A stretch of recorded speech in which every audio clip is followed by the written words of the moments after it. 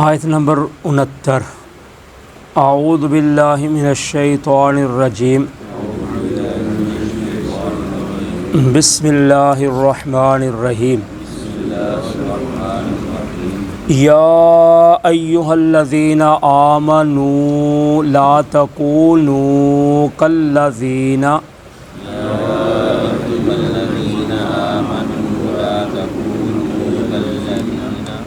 آذوا موسیٰ فبرأہ اللہ مما قالوا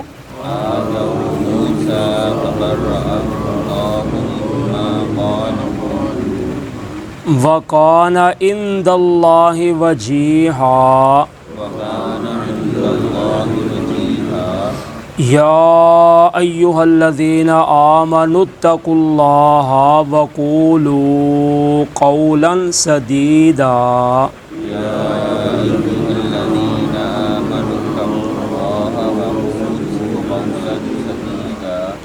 یصلح لکم اعمالکم ویغفر لکم ذنوبکم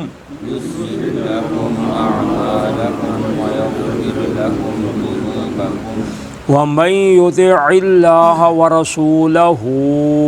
فقد فاز فوزا عظیما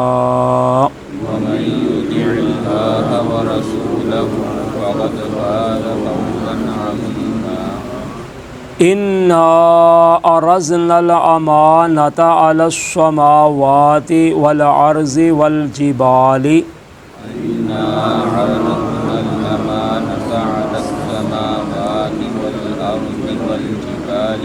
فأبين أن يحملنها وأشفقن منها وحملها الإنسان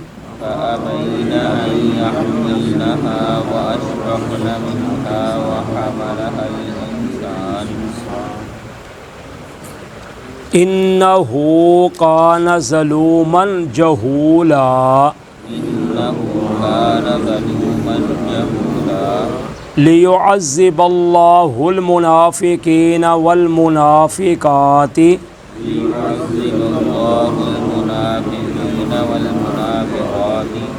والمشركين والمشركات ويتوب الله على المؤمنين والمؤمنات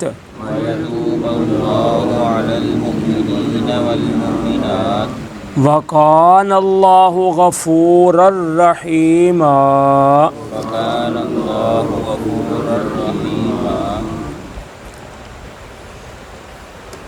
یا ایہا الذین آمنوا لا تکونوا کالذین آذوا موسیٰ،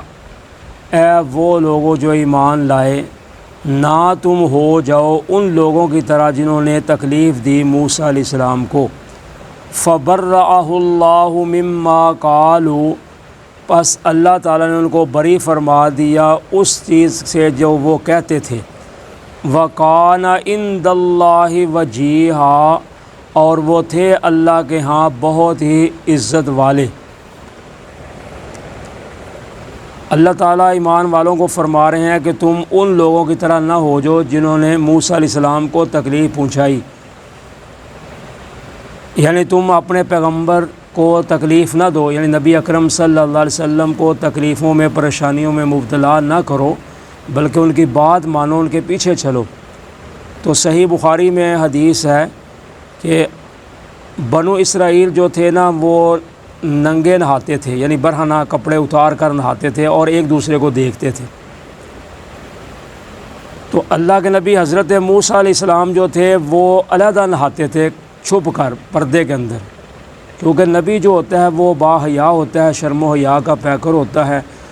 اور ویسے بھی یہ اصول کے بھی خلاف ہے کہ انسان کے سامنے برہنہ ہو، لیکن وہ اس کو عیب نہیں سمجھتے تھے۔ جیسے مشرکین مکہ جو تھے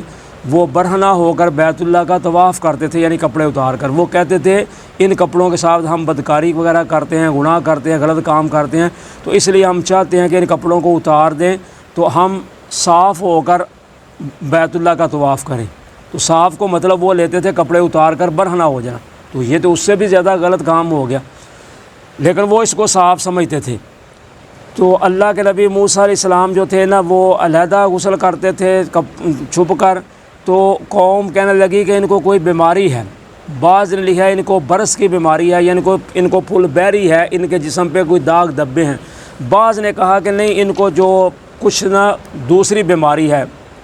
مردانہ کمزوری کے متعلق، کہ ان کو اس طرح کی کوئی کمزوری ہے، اس لیے وہ ہم سے چھپ کر علیحدہ غسل کرتا ہے، ہمارے سامنے نہیں غسل کرتا۔ تو ایک دن اللہ کے نبی موسیٰ علیہ السلام جو تھے وہ غسل کرنے کے لیے تیار ہوئے، تو کپڑے آپ نے اتار کر اپنے پتھر کے اوپر رکھ دیے۔ تو جب پتھر پر کپڑے رکھے تو نہانا شروع کر دیا، جب نہا کر فارغ ہوئے تو پتھر جو تھا وہ کپڑے لے کر دوڑ پڑا۔ اب اللہ کے نبی حضرت موسیٰ علیہ السلام پتھر کے پیچھے پیچھے اس کو کہہ رہے صعوبی یا حجر، کہ اے پتھر میرے کپڑے واپس کر، لیکن پتھر جو ہے وہ دوڑتا جا رہا ہے۔ تو دوڑتا دوڑتا پتھر جہاں بنو اسرائیل کی ایک مجلس برپا تھی ادھر وہ لے چلا گیا۔ تو اب چونکہ اللہ کے نبی موسیٰ علیہ السلام پتھر کے پیچھے دوڑ رہے تھے کپڑے پکڑنے کے لیے، اب جب قوم نے دیکھ لیا تو قوم کا جو شک تھا وہ دور ہو گیا۔ تو اللہ کے نبی موسیٰ علیہ السلام غصے میں آ گئے، اور غصے میں آ کر پتھر کو مارنا بھی شروع کر دیا کہ تو میرے کپڑے لے کر دوڑ گیا۔ بعض نے حجر کا معنی گھوڑی بھی لیا ہے، کہ حجر گھوڑی کو بھی کہتے ہیں، کہ اللہ کے نبی موسیٰ علیہ السلام نے گھوڑی کے اوپر کپڑے رکھے تھے تو وہ گھوڑی کپڑے لے کر دوڑ گئی، لیکن زیادہ جو صحیح حدیث ہے وہ پتھر والی ہے، کہ پتھر کے اوپر آپ نے کپڑے رکھ کر نہا رہے تھے تو کپڑے لے کر پتھر چلا گیا۔ تو یہ اللہ تعالیٰ کی قدرت ہے، اللہ تعالیٰ جس کو چاہے جیسے چاہے وہ کر سکتا ہے۔ جیسے اللہ نے پتھر سے اونٹنی کو پیدا کر دیا تھا قوم صالح جو تھی سمود، حضرت صالح علیہ السلام قوم، اسی طرح نبی اکرم صلی اللہ علیہ وسلم بھی فرماتے تھے کہ میں اس پتھر کو اب بھی پہچانتا ہوں کہ جب مجھے ابھی نبوت نہیں ملی تھی تو میں جب باہر نکلتا تھا تو وہ پتھر مجھے سلام کہتا تھا، میں اب بھی اس پتھر کو پہچانتا ہوں۔ تو اسی طرح ہم پیچھے پہلے پارے میں پڑھ بھی آئے ہیں کہ اللہ تعالیٰ کے پتھر ایسے بھی ہیں جو جن سے نہریں پھوٹ پڑتی ہیں، یعنی پانی نکل آتا ہے، اور ایسے بھی پتھر ہیں جو اللہ کے ڈر کی وجہ سے گر جاتے ہیں نیچے۔ تو اس لیے اللہ تعالیٰ جس میں چاہے یہ شعور اللہ تعالیٰ پیدا کر سکتے ہیں، جو اللہ تعالیٰ چاہیں وہ کر سکتے ہیں۔ حالانکہ پتھر تو دوڑ ہی نہیں سکتا، چل ہی نہیں سکتا، لیکن اللہ تعالیٰ جس کو چاہے اللہ تعالیٰ چلا سکتے ہیں۔ جیسے حضرت ابراہیم علیہ السلام جو تھے، حضرت اسماعیل بیت اللہ کا جب کام کر رہے تھے، دیواروں کو درست کر رہے تھے، تو وہی مقام ابراہیم جو ہے پتھر، وہ ان کو لفٹ کا کام دیتا تھا، یا موجودہ دور میں جو ہم کہتے ہیں اس کو کہ ہم کیا کہتے ہیں جب ہم اس کو باندھتے ہیں، نہیں گو، ہاں ہماری زبان پہ گو کہتے ہیں، جب ہم اس کو باندھتے ہیں پھٹے وغیرہ بانس باندھتے ہیں تو پھر جب دیوار تھوڑی سی اونچی ہوتی ہے پھر اس کو اور اونچا کر دیتے ہیں، تو اسی طرح وہ پتھر کے اوپر کھڑے ہوتے تھے تو پتھر ان کو اوپر لے جاتا تھا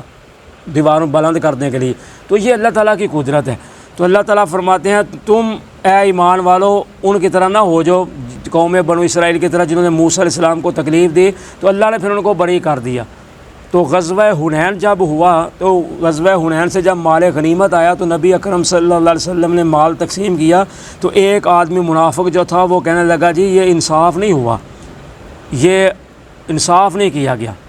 مطلب کیا تھا کہ آپ نے مہاجرین کو زیادہ دیا، انصار کو کم دیا، ان کی تعلیف قلب کے لیے، کیونکہ وہ نئے نئے مسلمان ہوئے تھے تو آپ نے ان کو زیادہ دیا۔ تو منافق کہنے لگا جی یہ تقسیم صحیح نہیں ہوئی۔ تو جب نبی اکرم صلی اللہ علیہ وسلم کے پاس بات پہنچی تو آپ غصے میں آ گئے، آپ کا چہرہ مبارک سرخ ہو گیا۔ تو آپ فرماتے ہیں رحم اللہ موسیٰ، اللہ موسیٰ علیہ السلام پر رحمت فرمائے، ان کو تو اس سے بھی زیادہ تکلیف دی گئی تھی لیکن انہوں نے صبر کیا تھا۔ تو آپ نے پھر اس وقت فرمایا تھا اگر میں نے انصاف نہیں کرنا تو پھر دنیا میں کون ہے جو انصاف کرے گا۔ تو اس لیے جو الزام لگانے والے ہوتے ہیں نا وہ الزام لگا دیتے ہیں، وہ نہیں سوچتے کہ بھائی اس کی زندگی یا اس کا کردار کیسا ہے، وہ الزام لگا دیتے ہیں بدنام کرنے کے لیے۔ تو اللہ تعالیٰ فرماتے ہیں وَقَانَ عِنْدَ اللَّهِ وَجِيهًا، وہ تو اللہ کے ہاں بہت عزت والے تھے، ان کا تو مقام ہی ایک علیحدہ تھا اللہ کے نبی موسیٰ علیہ السلام کا۔ تو یہ کہہ رہے ہیں کہ ان کو یہ فلاں بیماری ہے یا اس وجہ سے نہیں ہمارے پاس سامنے نہ تھا۔ تو جیسے نبی اکرم صلی اللہ علیہ وسلم جب جاتے قضائے حاجت کے لیے تھے، آپ لوگوں کی آنکھوں سے اوجھل ہو جاتے، تو لوگ کہتے ہیں یہ نبی اس طرح کرتا ہے جیسے عورتیں کرتی ہیں، یعنی جیسے عورتیں قضائے حاجت کے لیے جاتی ہیں چھپ جاتی ہیں، اسی طرح یہ نبی بھی چھپ کے قضائے حاجت کرتا ہے۔ تو شرعی طور پر تو یہی ہے، لیکن آج ہمارے ہاں لوگ جو خاص کر بازاروں میں لوگ دکانیں والے ہیں یا ریڑھیوں والے ہیں یا راستے والے جو رکشہ وغیرہ یہ چیزیں چلاتے ہیں، وہ جہاں دل چاہتا ہے وہیں شلوار اتار کے تو پیشاب کرنا شروع کر دیتے ہیں۔ یہ نہیں دیکھتے لوگ دے رہے ہیں ہمیں یا نہیں دے رہے، یا نہ قبلہ رخ دیکھتے ہیں، جہاں ان کا دل پیشاب آیا ہوتا ہے، حاجت ہوتی ہے، وہیں کر لیتے ہیں۔ تو یہ نہیں، انسان کو انسان سے پردہ کرنا چاہیے۔ ستر اللہ تعالیٰ نے اسی لیے بنایا ہے، اس کی حفاظت کرنی چاہیے۔ ہاں کہیں مجبوری ہے تو پھر ایک علیحدہ چیز ہے۔ یا ایھا الذین آمنوا اتقوا اللہ وقولوا قولا سدیدا، اے ایمان والو تم اللہ سے ڈر جاؤ اور بات کہو سیدھی سچی بات۔ یصلح لکم اعمالکم ویغفر لکم ذنوبکم، وہ اللہ تعالیٰ درست کر دے گا یا سنوار دے گا تمہارے عملوں کو، اعمال کو، اور وہ بخش دے گا تمہارے گناہوں کو۔ وَمَن يُطِعِ اللَّهَ وَرَسُولَهُ فَقَدْ فَازَ فَوْزًا عَظِيمًا، اور جو کوئی اطاعت کرے گا اللہ اور اس کے رسول کی، پس تحقیق وہ پہنچ گیا بہت بڑی کامیابی کو۔ تو اللہ تعالیٰ فرماتے ہیں ایمان والو اللہ سے ڈرو پہلے نمبر پر۔ تو جس کے دل میں ڈر ہوگا یقیناً وہ بات بھی سچی کرے گا، جس کو ڈر ہی نہیں وہ جو مرضی بولتا جائے۔ تو سب سے پہلے ہے اللہ کا ڈر، اور پھر فرمایا تم بات کرو بات سچی، کیونکہ ڈر کا تعلق جو ہے وہ انسان کے دل کے ساتھ ہے۔ تو اس لیے کسی کو کیا پتہ ہے اس کے دل میں ڈر ہے یا نہیں ہے، تو اس لیے اللہ تعالیٰ فرماتے ہیں کہ ڈر کا پتہ جب چلے گا جب تم بات سچی اور سیدھی کرو گے۔ تو سچی سیدھی سے مراد کیا ہے کہ راست بازی ہو، یعنی دوغلی پلیسی نہ ہو، ہیرا پھیری نہ ہو، جھوٹ نہ ہو، غلط بیانی نہ ہو۔ جیسے حدیث میں آتا ہے کہ آدمی کے گناہ گار ہونے کے لیے اتنا گناہ کافی ہے کہ وہ، ہاں سب سے بڑی خیانت یہ ہے کہ کوئی بندہ کسی بندے سے بات کرے تو وہ سمجھے کہ یہ سچ بول رہا ہے حالانکہ وہ جھوٹ بول رہا ہے۔ تو اس لیے بات سچی اور سیدھی کرنی چاہیے۔ تو بات سچی اور سیدھی کرنے سے وقتی طور پر تو ناراضگی ہو سکتی ہے، دوست ناراض ہو سکتا ہے، رشتہ دار ناراض ہو سکتا ہے، کوئی بڑا ناراض ہو سکتا ہے، لیکن اللہ تعالیٰ فرماتے ہیں تم ان کی ناراضگی کو نہ دیکھو، تم بات سچی اور سیدھی کرو، کیونکہ اس میں تمہارا اپنا فائدہ ہے، دنیا میں عزت ہوگی، احترام ہوگا، لوگ کہیں گے یہ بھائی بندہ سچا ہے، بات سیدھی کرتا ہے، صحیح کرتا ہے، تو انشاءاللہ اس میں دنیا میں بھی فائدہ ہوگا اور آخرت میں بھی فائدہ ہوگا۔ جھوٹ جھوٹ ہی ہے، آج بھی جھوٹ ہے، کل بھی جھوٹ ہے۔ تو اس لیے اللہ تعالیٰ فرماتے ہیں جب تم اللہ سے ڈرو گے، بات سچی سیدھی کرو گے، تو اللہ تعالیٰ بھی تمہیں دو فائدے دیں گے۔ یصلح لکم اعمالکم، اللہ تمہارے کام سنوار دیں گے، یعنی تمہارے اللہ تعالیٰ معاملات کی اصلاح فرما دیں گے، بگڑے ہوئے حالات درست کر دیں گے۔ وَیَغْفِرْ لَکُمْ ذُنُوبَکُمْ، اور دوسرا فائدہ ہوگا اللہ تمہارے گناہ بھی معاف فرما دیں گے۔ وَمَن يُطِعِ اللَّهَ وَرَسُولَهُ، جو کوئی بھی اللہ اور اس کے رسول کی اطاعت کرے گا، یعنی اطاعت کرتے ہوئے کام کرے گا، حکم کو مانے گا، فَقَدْ فَازَ فَوْزًا عَظِيمًا، وہ بہت بڑی کامیابی کو حاصل کر لے گا۔ اِنَّا عَرَضْنَا الْأَمَانَةَ عَلَى السَّمَاوَاتِ وَالْأَرْضِ وَالْجِبَالِ، بے شک ہم نے پیش کیا امانت کو آسمانوں پر، زمینوں پر اور پہاڑوں پر۔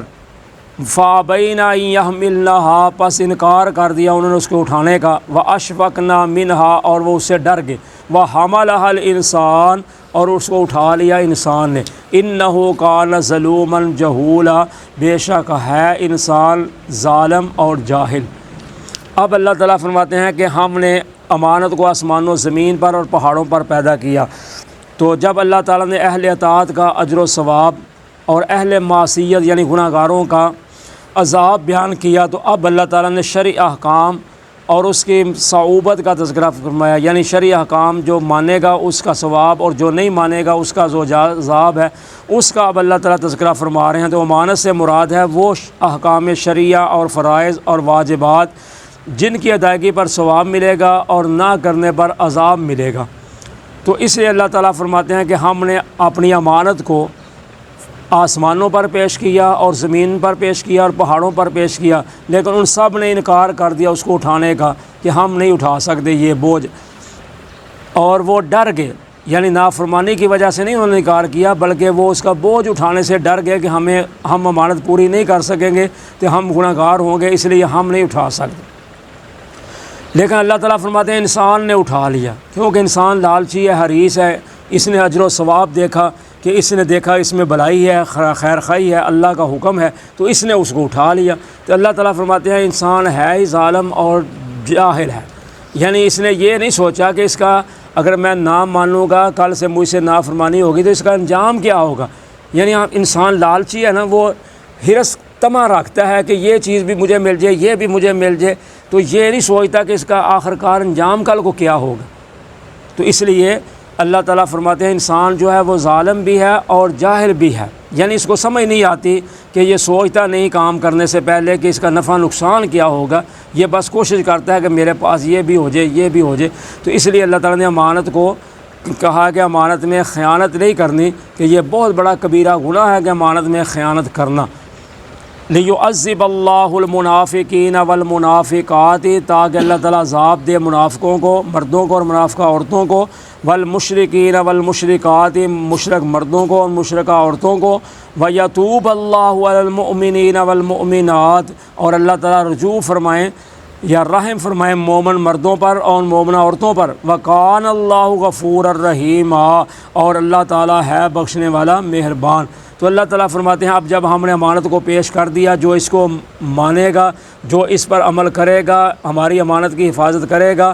تو اللہ تعالیٰ بھی ان پر رجوع فرمائیں گے۔ تو جو امانت میں خیانت کرے گا، اس بوجھ کو نہیں اٹھائے گا، اپنی من مانی کرے گا، تو پھر اللہ تعالیٰ فرماتے ہیں اللہ تعالیٰ منافقوں کو، مشرکوں کو اللہ تعالیٰ عذاب کریں گے۔ تو اللہ تعالیٰ بخشنے والے بھی مہربان ہیں۔ اس کے باوجود اگر انسان کی نیت صاف ہے، پاک ہے، تو وہ اللہ تعالیٰ کے احکامات کو مان رہا ہے، نماز روزہ حج زکوٰۃ صدقہ خیرات وغیرہ عبادات کو کر رہا ہے، لیکن بشری تقاضے کے تحت چھوٹی کمی پیشی ہو جاتی ہے، تو اللہ تعالیٰ فرماتے ہیں پھر اللہ تعالیٰ بخشنے والا بھی ہے تو مہربان بھی ہے۔ تو جو بالکل مانتا ہی نہیں، کرتا ہی کچھ نہیں، تو پھر اللہ تعالیٰ فرماتے ہیں کہ اللہ ان کو عذاب بھی کرے گا۔ جزاکم اللہ خیرہ۔